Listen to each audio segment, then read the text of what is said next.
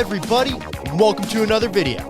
My name is Jack, and today I'm gonna be listing off and ranking my top 10 favorite movies of 2024. If you're new to the channel, be sure to like, subscribe, and hit that bell for notifications. And join me down below in the comment section to share your favorite movies of 2024, as well as what some of your most anticipated films of 2025 are. So this was a really interesting year for movies. We had record-breaking blockbusters, as well as massive budget flops, disappointing sequels, as well as surprisingly awesome prequels. But in the middle of all of that was me, using my Regal Unlimited subscription to go see as many movies as possible and spending an unhealthy amount of time writing Letterboxd reviews. I watched a total of 37 new releases this year, not counting concert films, documentaries, and stand-up specials. But today, I'm going to be talking about the narrative features that I enjoyed the most. Not the ones that made the biggest bucks, nor the ones that I think are going to crush it the most when Oscar season rolls around.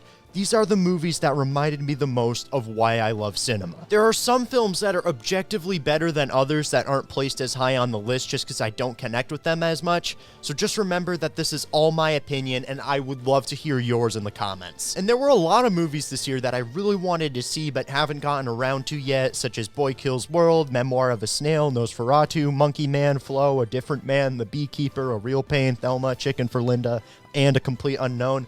So if you've seen any of those movies and think I'd like them, let me know in the comments. But there were also a lot of movies that I thoroughly enjoyed this year. A few that I gave 4.5 out of 5 stars that didn't even make my top 10 list, so I'd like to take a minute to give out some honorable mentions. First up, I'm going to shout out The Fall Guy, a solid, self-aware celebration of stunt work and movie making that expertly balances romance, action, and comedy while oozing with David Leitch flair. Inside Out 2, a return to form for Pixar that handles ideas of puberty and anxiety in a way that's both sophisticated and accessible, and also has some great animation. And Dune Part 2, a large-scale, immersive sci-fi epic with phenomenal performances and eye-watering visuals. Insert joke about sandworm popcorn bucket here. Now, with all that out of the way, let the best of 2024 video list commence. You know how long I've been waiting for this?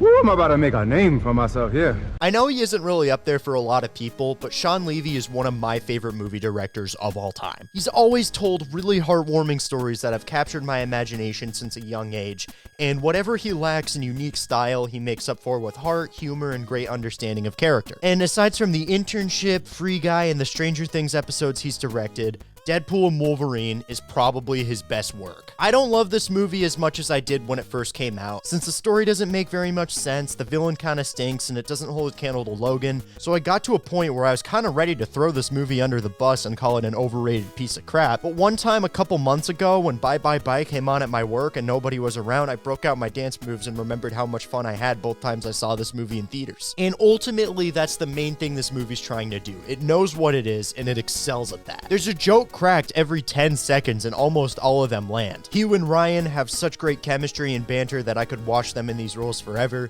and each of the cameo performances too fit into the comedic atmosphere of the Deadpool franchise and all contribute to making this one of the most quotable films in the MCU. The fight scenes are so rad, fully embracing relentless ultra-violence and having the choreography flow with endless levels of adrenaline, and then they throw in some awesome needle drops to accompany this. This inclusion of Hell's Bells might be my favorite use of an AC/DC song in any movie. I got so excited when I heard Bring 'Em Out, and what can I say about the Like a Prayer Battle Royale mix that hasn't been said already? Awesome variety. The costume designs are some of my favorites within the context of comic book movies, and the emotional beats can really hit at times, considering this is basically planes, trains, and automobiles, but with superheroes. When I look back on my 2024 movie experiences, one of the films I'll remember the most fondly is Deadpool and Wolverine, so it's definitely earned a spot in my top 10 favorite films of the year. Well, it was great to meet you. Say hi to your mother for me, okay? Gonna use the number 9 spot here to shout out sort of an underrated favorite. Introducing Arthur the King. This is a movie about cooperative adventure racing, an extreme sport in which athletes have to run, bike, and kayak through large stretches of wilderness for an extended period of time. It follows Mark Wahlberg, who plays a guy hoping to do one awesome race across the Dominican Republic to redeem his reputation, and along the way, he befriends a stray dog named Arthur who's been abused and neglected. Arthur joins him on this incredible journey as they form this unbreakable bond, and respectively learn some life lessons along the way. It's based on a true story. It went sort of under the radar when it was released, but I saw it in theaters with my mom back in March, and I thoroughly enjoyed it. My family's had a rescue dog for 7 years, and he's my best friend in the whole world, so of course this movie was gonna pull on my heartstrings. films. Arthur is frickin' adorable, and his bond with Mark Wahlberg felt unlikely yet natural at the same time, and they have very adjacent arcs that strengthen the emotion of their journey. I was very invested all the way through. This is just a really uplifting story that'll inspire you to get out and hustle and push yourself to be more than you already are. And if you're an athletic person, you'll probably connect with it even more than I did. Does it fall into a lot of the same tropes that family dog movies and sports dramas often do? Yes. And the minor predictability of it was enough to turn some people off. But for me, I thought this movie was kind of a palate cleanser. I went and saw this in between Ghostbusters Frozen Empire and Godzilla x Kong. Both these massive, loud blockbusters where characters say, well, that just happened in the middle of poorly lit CGI final battles. So this wholesome and straightforward story about a guy and his dog achieving the impossible really hit me at the right time. So if you're passionate about fitness, love animals, or you're just looking for a fun, positive flick for a family movie night, Arthur the King is totally worth checking out. The world is quite different ever since the robotic uprising of the late 90s. I've got to be one of the only people who has Y2K in his favorite movies of 2024, but my goodness did I vibe with this one. It takes place on New Year's Eve 1999, and it does sort of an alternate history thing where all the conspiracy theories from the time surrounding the Y2K bug are true, and a ragtag bunch of teenagers have to stop the machine uprising. And whether that be the wacky and creative kills, the awesome designs of the robot villains, some solid charisma and jokes from the cast all around, I had a blast with this blood-soaked retro banger. But at the same time, it also had a great emotional hook that I really latched onto. Even before all the apocalypse stuff kicks in at the end of the first act, I was totally sold on this movie just for the edgy humor, the cool vibes, and relatable chemistry between the main character and his oldest buddy. Julian Dennison, who I've been a fan of for years due to his work in Deadpool 2 and Hunt for the Wilder People, gave a solid performance as Danny, who's this hilarious, likable, douchey at times but makes up for it best friend who's just the life of the party. Then Jaden Martell's character, Eli, was a protagonist I really related to. Despite the fact I'm a junior in high school 25 years after he is, I could still see myself reacting the same way to these crazy world-altering scenarios. I get this movie's far from perfect, but I still loved it. It's got the best soundtrack of the year, featuring bangers like Tub Thumping, The Thong Song, and Break Stuff. It's a heartfelt celebration of 90s pop culture, and I'm aware this is a hot take, but I think it's much more creatively funny than the aforementioned Deadpool and Wolverine. So yeah, this movie's great, and be sure to check it out if you haven't already. Transformers 1 was the movie that surprised me more than any other film this year. Like, I get why this bombed, since the marketing team made it look really kiddie and goofy, and it did open against the phenomenal Wild Robot. But when I went and saw it, it was amazing. It's honestly hard to believe that this is the same studio responsible for SpongeBob Movie 3, Wonder Park, and Sherlock Gnomes, because Paramount Animation cooked with Transformers 1 like it was the Prince of frickin' Egypt. Fourth grade me was a huge fan of G1 Transformers. I played with a lot of the toys, Stan Bush was my top artist on Spotify for a couple years in middle school, and I still want to be Rodimus Prime when I grow up. So if Transformers 1 came out when I was 9, it would kind of be my favorite movie ever. It featured everything that I love about the Transformers universe. Those being the bright colors, the great music, the awesome world building, the mind-boggling lore dumps and goofy MacGuffins that I frickin' live for, bro. But then it's also got an awesome story. Fleshing out the bots as complex and individualized characters, showing how Optimus and Megatron can go from best friends to sworn enemies in a really tragic yet relatable fashion. Even though I knew how everything was gonna end, I was still on the edge of my seat the whole time, secretly deep down hoping that Megatron was gonna redeem himself. And the third act is just full of jaw-dropping moments. This is such a banger movie that's already something of a cult classic, and I really hope we see this storyline continued in the future. Is she always this intense? It's not her fault. She's programmed with the most tragic backstory ever. No movie swept me away into a fantastical world this year more than Furiosa and Mad Max Saga. From beginning to end, this movie had me gripped by its awesome effects, mythological narrative, fantastic cinematography, and otherworldly performances. Anya Taylor-Joy simply crushed it as the titular protagonist, being able to say so much through her minimal dialogue and really put you in her shoes, even when she takes a backseat to a lot of her vital scenes early on. But my favorite performance in this movie, as well as my choice for the best villain of 2024, is easily Dementus, played extravagantly by Chris Hemsworth. Between this and Transformers 1, 2024 has solidified Chris Hemsworth as my favorite actor, and as much as I love Thor in the Marvel movies, I honestly don't think he's had a better performance than Dementus. He's such a diabolical and hateable antagonist, but but at the same time, he's got so much charisma and bombasticness to his demeanor that you can't help but think he's awesome. I actually think I'm in the minority of people who like this better than Fury Road, and a lot of the issues you'll see people take with this movie online I actually think were things that made it awesome. The slow build pacing really allows it to immerse you in the gnarly and unforgiving world of the Wasteland, taking plenty of time to introduce all the different factions and characters. The scarcity of action sequences made it more effective and meaningful whenever we got an epic chase. And sure, this movie's well over 2 hours long, but it feels like it earns that.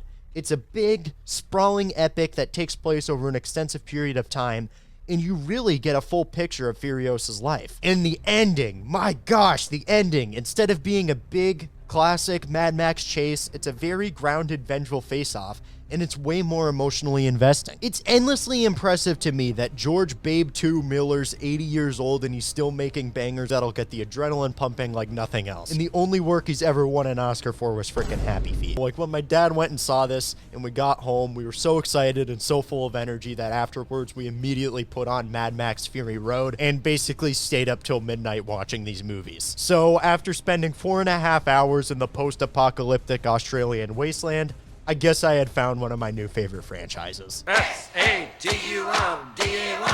Night.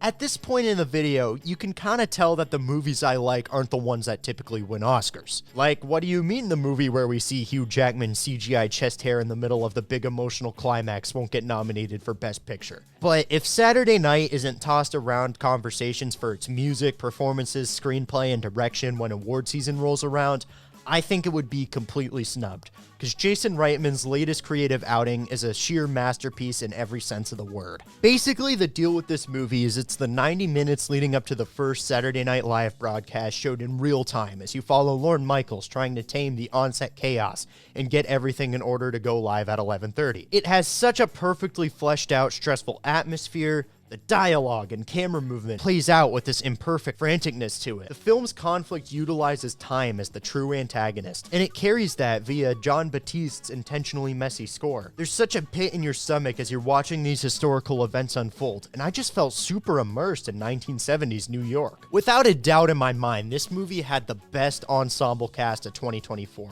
With fantastic performances all across the board. A lot of these actors like John Belushi and Dan Aykroyd, who I was familiar with, felt perfectly portrayed to an uncanny level, and Corey Michael Smith was such a scene stealer as Chevy Chase. These actors all master the likeness of these iconic personalities without any sense of fraud or parody. And then you also got Gabriel LaBelle, who really brought you into the shoes of Lorne Michaels on this incredible journey, not to mention Willem Dafoe and J.K. Simmons, who are both stellar. This movie showed me something I had never seen before. It's endlessly exhilarating to the point where the line between drama and reality becomes extremely blurred. It's incredible on every level. Bravo to the amazing talent that cooked it up. Sometimes, to survive, we must become more than we were programmed to be. For a number of years, my mom worked as a children's librarian and she brought home a lot of books for me and my brother, one of which was The Wild Robot by Peter Brown. A book that all three of us loved so very much. So when I heard this year that there was going to be a movie version of it from the co-director of Lilo and Stitch and How to Train Your Dragon, I couldn't have been more sold. And when the trailer came out, it just moved me to tears. The minimal dialogue, the beautiful animation, the phenomenal music, the powerful emotions, it instantly became my most anticipated movie of the year. And now that I've seen it, and even though I slightly prefer 3 other movies for their marginal difference for what typically works, since The Wild Robot was very much a movie I was going to enjoy no matter what, I still think this film is simply immaculate. The animation is gorgeous. It takes sort of the Spider-Verse approach of combining 2D with 3D, but it does more of a painted style. So each and every frame looks like something that belongs in a museum. The environments feel so vast and detailed in scale, and I also love the simple yet effective designs. Then the characters are all perfectly written. Roz undergoes some moving development over the course of her story, sort of denying her emotions at first, but transforming from a closed-off robot into an outgoing mother and protector of nature. And then Bright Bill's dynamic with Roz, reflecting the highs and lows of parent-kid relationships, is so endearing and well portrayed that multiple moments between the two of them had myself and both my parents tearing up. But my favorite character in this movie's gotta be Fink, voiced by Pedro Pascal. When we first meet him, he seems like a threat, but he grows to be part of this weird found family in a way that's both grand and realistic. This story just made me feel everything. It beautifully balances themes of parenting, overcoming stereotypes, self-discovery, order versus chaos, and robots developing emotions. By the time the credits rolled, I walked over to my mom and gave her a hug. Thank you, Peter Brown. Thank you, Chris Sanders. And thank you, Mom. Man, I love movies. You're a beta male, Sonic. My whole life, I've been a fan and defender of video game movies. These films have always had a ton of potential, but a lot of times these movies are just ruined in studio interference and they kinda stink. But when they get a bunch of fans of the source material together and let them cook, there's no limit to what they can accomplish. And even though I adore the first Angry Birds movie and really like Rampage and the latest Mario, nobody in history has cooked with a video game to movie adaptation like Jeff Fowler cooked with Sonic the Hedgehog 3. Not even 5 minutes into this banger, I heard the riff to Live and Learn by Crush 40 worked into the score, and I knew this was gonna be peak. As soon as all these fight scenes are on YouTube, they're gonna frequently be in rotation for me whenever I need to get pumped, and all of Sonic and Shadow's fights take a lot of influence from Dragon Ball Z, allowing them to be really eye-popping and exhilarating as they exude infinite levels of aura. And even though this isn't my #1 favorite movie of the year, I think it's quite possibly the funniest. I've been quoting Dr. Robotnik non-stop since I've seen this. Knuckles is even more literally me than he was in the last movie, and the banter between Team Sonic made me infinitely excited to see the adventure they go on next. Few modern blockbusters are nearly as confident with what they are as the Sonic movies. It's like the MCU, but not self-conscious, fully embracing everything wacky, goofy, and badass about its source material, beautifully translating it to the big screen and giving us nerds all the awesome crap we deserve. But the thing that really separates this from something like the Mario movie or Godzilla x Kong is its strong emotional hook that makes it better than it has any right to be. Shadow is fleshed out as a great antagonist with a beyond tragic backstory and seamless performance by Keanu Reeves. Him and Sonic have a great rivalry and really force each other's arcs in really drastic directions. Sonic's relationship with Tails and Knuckles is tested very powerfully, and Robotnik's story was phenomenally executed upon the great dynamic he had with his evil grandfather. Even Dr. Stone had his moments to shine. In 2022, Jim Carrey said he was retiring from acting since he felt like he had done enough, and he was only going to go back to do another movie if he thought it was really important for people to see, and the script was, and I quote, brought down by the angels and written in golden ink. There's no doubt in my mind that Sonic the Hedgehog 3 was the heavenly script Ace Ventura so beautifully depicted. Nobody on this planet can Jim Carrey like Jim Carrey can, and Jim Carrey's never Jim Carreyed harder than he did with his farewell to Dr. Eggman. If this ends up being his last performance, it would be one hell of a swan song to an amazing career. Sonic 3 is the epitome of what movies can accomplish when looking to video games for inspiration in both story and aesthetic. And for my money, it's the best mainstream blockbuster of 2024. Mike Cheslick's underground sensation, Hundreds of Beavers, is a movie I have a rough time describing to people who've never heard of it, because it's so weird and stylistically it throws so many different things into a blender. The plot plays out similar to a video game, with its protagonist becoming a better fur trapper as the film transpires, leveling up his gear as he catches more animals. It borrows from old silent films with its grainy black and white filter and absence of dialogue, and the comedy relies on trap failures and slapstick gags, thus feeling like a live-action Looney Tunes cartoon. Yet there's this certain home-like warmth to this world's absurdity that reminded me of an Aardman or Rankin Bass stop-motion feature. Beavers mixes together all its influences for a highly creative and distinctly entertaining cinematic experience. And it's one of the funniest films I've ever witnessed, since the physical comedy is so endlessly potent. This movie can crack you up just by being itself, and it only gets funnier and funnier the longer it goes on. Ryland Tews gives one of my favorite performances of the year as Gene Kayak, the film's lead protagonist. To be able to carry an entire movie without uttering a single line of dialogue is a true testament to the prowess of an actor, and Tews elevates Hundreds of Beavers to the moon. He's so funny that he can make you laugh just by goofy facial reactions and nonverbal expressions. I was so invested in seeing his character improve in skill and become more competent in trapping over the course of his journey, and I'm totally going as him for next Halloween. Hundreds of Beavers is so damn awesome. Pun intended. It's an instant cult classic and easily one of the best movies of the decade so far. There's so much talent, boldness, and creativity on display here that, as an aspiring filmmaker, I couldn't help but feel endlessly inspired. It lacks the same emotional core that all my other favorite films have, but it's so brilliant as a comedy with limitless entertainment value, it becomes masterpiece level in that sense. It's free on both YouTube and Amazon Prime, so be sure to add it to your watch list if you want a solid palate cleanser. Robot Dreams is a co-production from France and Spain, and it's an animated movie with no dialogue, so it basically leaves the whole narrative up to visual storytelling.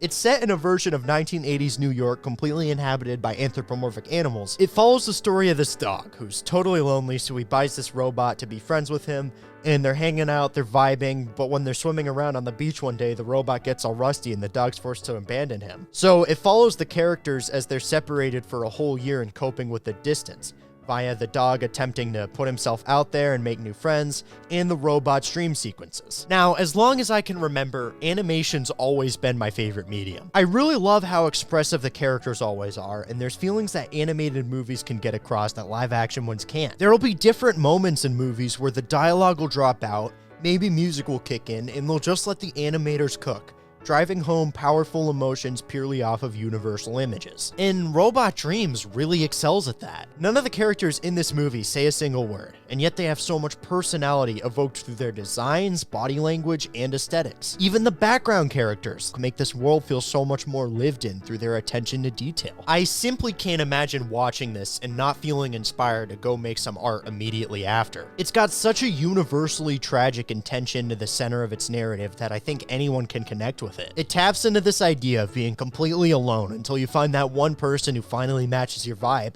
but then you lose that person and you're forced to come to terms with that. It has these moments of unmatchable joy and positivity that it counters with moments of brutal depression, making the absence of happiness that much more effective. And these swings never feel forced. It's truly a slice of life film as it puts you into the activities and routines of these characters as they feel every emotion under the sun. And despite all this tragedy, it reaches a really uplifting and positive ending note that I wasn't expecting, but it's such a mature conclusion to a beautiful movie. I genuinely feel like there is more love in my heart now that I have seen Robot Dreams. This is not only my favorite movie of the year, or the decade for that matter, but it's one of my favorite films in history. It reminded me why I love movies, it reminded me why I want to make movies, and most importantly, it reminded me why I love the people I watch movies with. Watch this masterpiece ASAP. It's so amazing on so many levels. It made me really happy to be alive, and I couldn't be more grateful that this film exists. In hindsight, 2024 was a weird year, especially for movies. If you time traveled back to January and told younger me that in this year where Hugh Jackman came back as Wolverine and they made a sequel to my all-time favorite Disney princess movie,